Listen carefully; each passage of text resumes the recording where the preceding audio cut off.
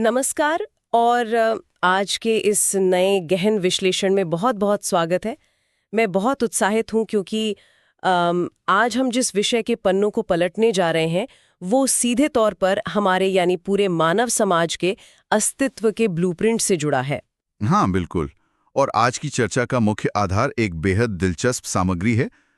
यह है the architecture of human reproduction and development का अध्याय 4, जिसका शीर्षक है मानव जनन, अवलोकन और संपूर्ण विश्लेषण। एकदम सही। और आज का हमारा मिशन बहुत स्पष्ट है।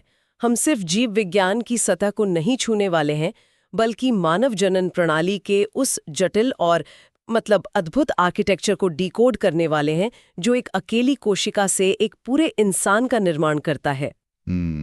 इस विषय की सबसे बड़ी खूबी यह है कि ये एक साथ एक बेहद यांत्रिक और अत्यंत जादुई प्रक्रिया लगती है। जब हम मानव जनन और यौन प्रजनन की गहराइयों में उतरते हैं तो ये सिर्फ दो अलग अलग प्रणालियों के मिलने की कहानी नहीं रह जाती। हाँ, ये जेनेटिक्स और विकासवाद का एक मास्टर क्लास है ना। पुरुष और महिला प्रजनन तंत्र कैसे काम करते हैं, निषेचन से लेकर गर्भावस्था के अलग अलग त्रैमासिकों में क्या घटित होता है, और कैसे आधुनिक विज्ञान ने ART यानी असिस्टेड रिप्रोडक्टिव टेक्नोलॉजीज के जरिए इस पूरी प्रक्रिया को एक नया आयाम दिया है। इन सब पर हम विस्तार से चर्चा करेंगे। बिल्कुल। तो अगर हम यौन प्रजनन की पूरी नींव की बात करें तो ये गुणसूत्रों यानी क्रोमोसोम्स के एक बहुत ही विशिष्ट आदान प्रदान पर टिकी है।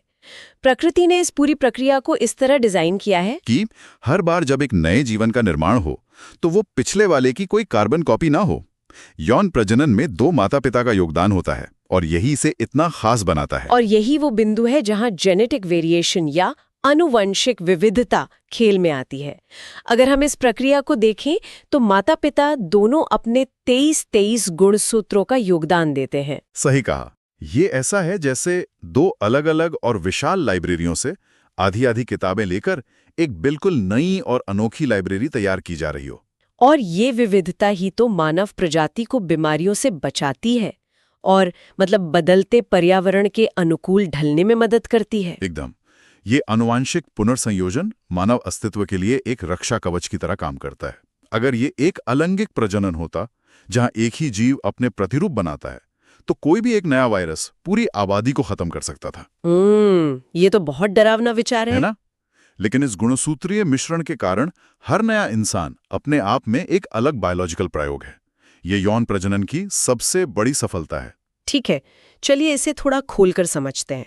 अब जब हमने इस विविधता के महत्व को जान लिया है तो उस कारखाने के अंदर चलते हैं जहां से इस पूरी प्रक्रिया के लिए कच्चा माल तैयार होता है, यानी पुरुष जनन तंत्र। बिल्कुल, मेरा मतलब है पुरुष जनन तंत्र। इस प्रणाली की शुरुआत अंडकोश यानी टेस्टिस से होती है। यहाँ जो सबसे आश्चर्यजनक बात है वो है स्पर्मेटोजेनेसिस की प्रक्रिया। हाँ, और ये कोई ऐसा कारखाना नहीं है जो कुछ समय काम करके रुक जाए। ये एक सतत चलने वाली प्रक्रिया है जो पुरुषों में जीवन भर जारी रहती है। अंडकोश वास्तव में एक अत्यधिक विशिष्ट निर्माण इकाई है जहां हर दिन लाखों की संख्या में शुक्राणुओं का निर्माण होता है। लेकिन सिर्फ निर्माण ही काफी नहीं है, इसके साथ टेस्टोस्टेरोन हार्मोन का स्राव भी होता है जो इस पूरी मशीनरी को चालू रखने के लिए आवश्यक सिग्नलिंग का काम करता है। एकदम सही। हालांकि शुक्राणु जब बनते हैं तो वे पूरी तरह से परिपक्व या स्वतंत्र रूप से यात्रा करने में सक्षम नहीं होते। उन्हें एक लंबी और चुनौतीपूर्ण यात्रा के लिए तैयार करना होता है। और यहीं वीर्याशय यानी सेमिनल वेसिकल्स की भूमिका सामने आती है। सेमिनल वेसिकल्स को हम एक तरह का सप्लाई स्टेशन मान सकते हैं। हाँ, क्योंकि शुक्राणुओं को शरीर से बाहर निकलने और महिला के प्रजनन तंत्र में जीवित रहने के लिए बहुत अधिक ऊर्जा की आवश्यकता होती है। बिल्कुल। वीर्याशय उस वीर्य का निर्माण करते हैं जिसमें फ्रुक्टोज जैसी शर्करा होती है। यह शर्करा शुक्राणुओं के लिए रॉकेट फ्यूल का काम करती है। रॉकेट फ्यूल, ये बहुत ही सटीक तुलना है। इसके अलावा ये तरल पदार्थ शुक्राणुओं को महिला प्रजनन तंत्र के अम्लीय वातावरण से भी बचाता है। बिल्कुल, यह एक बहुत ही जटिल लॉजिस्टिक नेटवर्क है।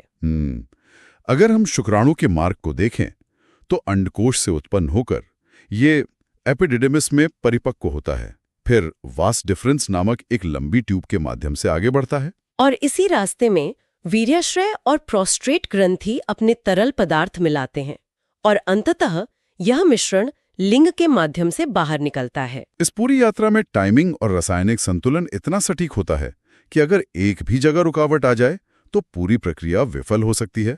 बिल्कुल। और पुरुष जननतंत्र के इस निरंतर और तेज तर्रार उत्पादन नेटवर्क के विपरीत जब हम महिला जननतंत्र की ओर देखते हैं तो वहाँ की कार्यप्रणाली बिल्कुल अलग और बेहद योजनाबद्ध लगती है।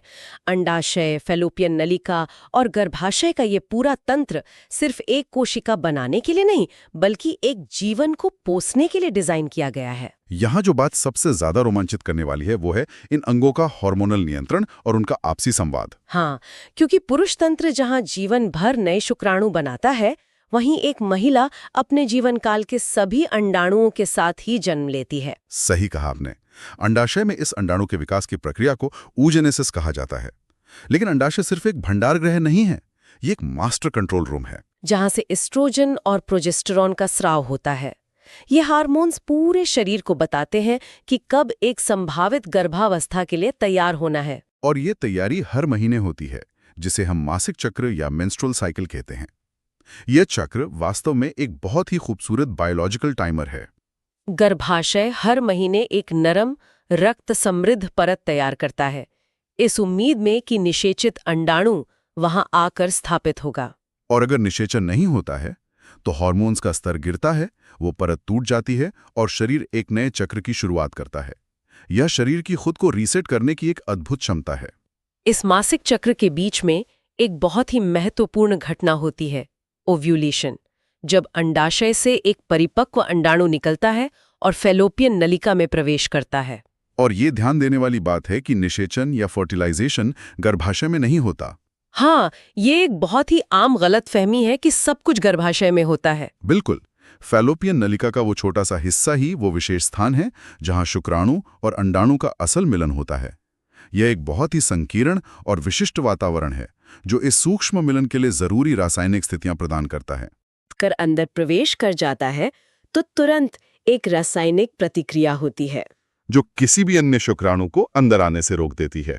ये निषेचन का वो जादुई क्षण है जहां 23 पुरुष गुणसूत्र और 23 महिला गुणसूत्र मिलकर एक नई 46 गुणसूत्रों वाली कोशिका बनाते हैं। और सोचिए, इस एक कोशिका में एक पूरे इंसान का पूरा नक्शा छिपा होता है। उस अकेली कोशिका को जाइगोट कहा जाता है और निषेचन के ठीक बाद वो विभाजित होना शुरू कर देती है। कोशिकाएं तेजी से गुणित होती हैं और ये छोटा सा समूह फैलोपियन नलिका से नीचे की ओर यात्रा करते हुए गर्भाशय में पहुंचता है और वहां की तैयार परत में खुद को स्थापित कर लेता है। इसे इम्प्लांटेशन कहते हैं। और यहीं से गर्भावस्था की औधिकारिक शुरुआत होती है। गर्भावस्था की इस पूरी अवधि को 9 महीनों में नहीं, बल्कि विकास के 3 महत्वपूर्ण चरणों यानी त्रैमासिकों या ट्राइमेस्टर्स में बांटकर समझना ज्यादा वैज्ञानिक है। पहला त्रैमासिक सच में किसी चमत्कार से कम नहीं है। ये निर्माण का आधारभूत चरण है। उन शुरुआती 12 हफ्तों में वो सूक्ष्म कोशिकाओं का समूह एक ऐसे आकार में बदल जाता है जिसमें एक धड़कता हुआ दिल होता है। न्यूरल ट्यूब का निर्माण होता है जो बाद में मस्तिष्क और रीढ़ की हड्डी बनती है। यहाँ तक कि हाथ पैर की उंगलियों की रूपरेखा भी इसी चरण में बन जाती है। मतलब शरीर का पूरा बुनियादी ढांचा सिर्फ पहले 3 महीनों में खड़ा कर दिया जाता है। और दूसरे त्रैमासिक में ये ढांचा काम करना शुरू कर देता है। अंगों का विकास तेजी से होता है। ये वो समय है जब गर्भस्थ भ्रूण की हलचल को महसूस किया जा सकता है। हड्डियां मजबूत होने लगती हैं और मस्तिष्क के विकास में तेजी आती है। आंखें, कान और अन्य संवेदी अंग अधिक स्पष्ट हो जाते हैं। भ्रूण निगलना और सुनना शुरू कर देता है। सही। ये चरण मुख्य रूप से परिपक्वता और शरीर के अंगों को उनके सही कार्यों के साथ अलाइन करने का होता है। इसके बाद आता है तीसरा त्रैमासिक, जो मुख्य रूप से वजन बढ़ाने और बाहरी दुनिया के लिए तैयार होने का चरण है। फेफड़े पूरी तरह से विकसित होते हैं ताकि बच्चा पहली सांस ले सके। मस्तिष्क इतनी तेजी से विकसित होता है कि वो शरीर के तापमान को नियंत्रित करना सीख जाता है। गर्भाशय जो शुरुआत में एक छोटी सी जगह थी, वो अपनी क्षमता से कई गुना ज्यादा फैल जाता है। और अंततः एक हार्मोनल संकेत इस बात को ट्रिगर करता है कि अब समय आ गया है, जिससे जन्म की प्रक्रिया शुरू होती है। ये पूरी प्रक्रिया प्राकृतिक रूप से इतनी जटिल है कि इसमें किसी भी स्तर पर अड़चन आ सकती है। और यहीं पर आधुनिक चिकित्सा विज्ञान का प्रवेश होता है। हाँ, जब प्राकृतिक प्रजनन तंत्र के किसी हिस्से में कोई यांत्रिक या रासायनिक समस्या आ जाती है, तो उसे हल करने के लिए विज्ञान ने जो रास्ते निकाले हैं वे सचमुच हैरान करने वाले हैं। बिल्कुल। यहाँ बात सच में बहुत दिलचस्प हो जाती है, क्योंकि हम ART यानी असिस्टेड रिप्रोडक्टिव टेक्नोलॉजीज की दुनिया में प्रवेश कर रहे हैं। इन तकनीकों ने मानव प्रजनन की पूरी परिभाषा को ही एक तरह से नया विस्तार दे दिया है। इनमें सबसे चर्चित नाम IVF या इन विट्रो फर्टिलाइजेशन का है। ये सिर्फ एक मेडिकल प्रोसीजर नहीं है, ये शरीर के बाहर एक बायोलॉजिकल चमत्कार को दोहराने की प्रक्रिया है। IVF को समझने के लिए हमें फैलोपियन नलिका की भूमिका को याद करना होगा। जब नलिकाएं अवरुद्ध होती हैं या शुक्राणु वहां तक पहुंचने में सक्षम नहीं होते, तो IVF के जरिए महिला के अंडाशय से परिपक्व अंडाणुओं को सुरक्षित रूप से निकाल लिया जाता है। फिर एक नियंत्रित प्रयोगशाला के वातावरण में, जो बिल्कुल फैलोपियन नलिका जैसी रासायनिक स्थिति प्रदान करता है, अंडाणु और शुक्राणु का मिलन कराया जाता है। और जब भ्रूण का निर्माण हो जाता है और वो प्रारंभिक विभाजन के चरण में आ जाता है, तब उसे बेहद सावधानी से महिला के गर्भाशय में वापस प्रत्यारोपित कर दिया जाता है। मतलब विज्ञान ने उस सबसे नाजुक और चुनौतीपूर्ण हिस्से को, जो शरीर के अंदर हो रहा था, एक पेट्री डिश में सफलतापूर्वक संपन्न कर लिया। इसके अलावा कृत्रिम गर्भाधान या आर्टिफिशियल इंसेमिनेशन जैसी तकनीक भी है। ये उन मामलों में काम आती है जहां शुक्राणुओं की गतिशीलता कम होती है। इस प्रक्रिया में सबसे स्वस्थ और सक्रिय शुक्राणुओं को अलग करके सीधे महिला के गर्भाशय में स्थापित कर दिया जाता है। ये एक तरह से शुक्राणुओं को एक शॉर्टकट देने जैसा है, ताकि उन्हें वो लंबी और मुश्किल यात्रा ना करनी पड़े। वाह, विज्ञान ने कितनी तरक्की कर ली है। ये एक बहुत ही महत्वपूर्ण सवाल खड़ा करता है कि क्या शरीर की भौतिक सीमाएं अब जीवन के निर्माण में पूर्ण बाधा रह गई हैं? सरोगेसी इसका एक और बड़ा उदाहरण है। हाँ, सरोगेसी। जब किसी चिकित्सा कारण से एक महिला का अपना गर्भाशय भ्रूण को 9 महीने तक पोसने में सक्षम नहीं होता, तो ART की मदद से उस दंपत्ति के जैविक भ्रूण को किसी अन्य महिला के स्वस्थ गर्भाशय में प्रत्यारोपित किया जाता है। यहाँ गर्भाशय एक जैविक इंक्यूबेटर की तरह काम करता है, जो मूल माता-पिता के जेनेटिक बच्चे को सुरक्षित रूप से विकसित होने का स्थान देता है। इन तकनीकों ने अनगिनत लोगों के लिए उस खालीपन को भरा है जिसे शायद कुछ दशक पहले तक नियति मान लिया जाता था। लेकिन इन उन्नत तकनीकों की मौजूदगी का मतलब ये नहीं है कि हम प्रजनन स्वास्थ्य के बुनियादी नियमों को भूल जाएं। एकदम सही बात है। तो इस सब का असल में क्या मतलब है? अगर इस पूरी जटिल मशीनरी को सही तरीके से काम करना है, तो इसका रखरखाव भी उतना ही जरूरी है। अगर हम इसे व्यापक परिप्रेक्ष्य से जोड़कर देखें, तो प्रजनन स्वास्थ्य केवल जनन अंगों का स्वास्थ्य नहीं है, ये हमारे पूरे शरीर और हमारी जीवन शैली का प्रतिबिंब है। एक कोशिका से एक इंसान बनने की जो ऊर्जा और सटीकता है, वो शून्य से नहीं आती। उचित पोषण, आहार में सही विटामिन्स और मिनरल्स और व्यक्तिगत स्वच्छता इस पूरी प्रणाली को सुचारू रूप से चलाने का ईंधन है। और आधुनिक जीवन शैली का तनाव और खराब आहार सीधे तौर पर हार्मोनल संतुलन को बिगाड़ते हैं, जो प्रजनन क्षमता पर सीधा प्रहार करता है। और इसके साथ ही STD यानी यौन संचारित रोगों का खतरा एक बहुत बड़ा फैक्टर है जिसे नज़रअंदाज नहीं किया जा सकता। HIV, एड्स जैसे रोग सिर्फ इम्यून सिस्टम को ही नहीं तोड़ते, बल्कि ये पूरे शरीर के आर्किटेक्चर को खतरे में डाल देते हैं। इसके अलावा गोनोरिया या क्लैमाइडिया जैसे संक्रमण अगर बिना इलाज के छोड़ दिए जाएं, तो वे फैलोपियन नलिकाओं या वास डिफरेंस में स्थायी निशान या ब्लॉकेज पैदा कर सकते हैं, जो बाद में अविकसितता या बांझपन का एक बहुत बड़ा यांत्रिक कारण बन जाता है। बांझपन या इनफर्टिलिटी के बारे में बात करना बहुत जरूरी है। सामाजिक स्तर पर अक्सर इसे एक टैबू माना जाता है और बिना वैज्ञानिक तथ्यों के इसका भार किसी एक व्यक्ति पर डाल दिया जाता है, जो कि बिल्कुल गलत है। जैसा कि हमने पुरुष और महिला दोनों प्रणालियों की जटिलता को देखा, ये स्पष्ट है कि बांझपन पूरी तरह से एक चिकित्सा स्थिति है। ये पुरुषों में शुक्राणुओं के कम उत्पादन से लेकर महिलाओं में ओव्यूलेशन की समस्याओं या हार्मोनल असंतुलन तक कुछ भी हो सकता है। आज के समय में इन यांत्रिक और रासायनिक बाधाओं का निदान और उपचार काफी हद तक संभव है, बशर्ते सही समय पर चिकित्सा सहायता ली जाए। ये एक बहुत ही सशक्त संदेश है कि जानकारी और सही चिकित्सा दृष्टिकोण से कई समस्याओं का समाधान हो सकता है। आज हमने मानव जनन के इस पूरे विषय को बहुत ही गहराई से टटोला है। चलिए इस पूरी यात्रा को एक बार संक्षेप में समेट लेते हैं। हमने शुरुआत की थी इस विचार से कि यौन प्रजनन और गुणसूत्रों का मिलन कैसे आनुवंशिक विविधता को जन्म देता है। फिर हमने पुरुष जनन तंत्र के निरंतर काम करने वाले कारखाने को देखा और महिला जनन तंत्र के उस हार्मोनल और चक्रीय नियंत्रण को समझा जो हर महीने जीवन के स्वागत की तैयारी करता है।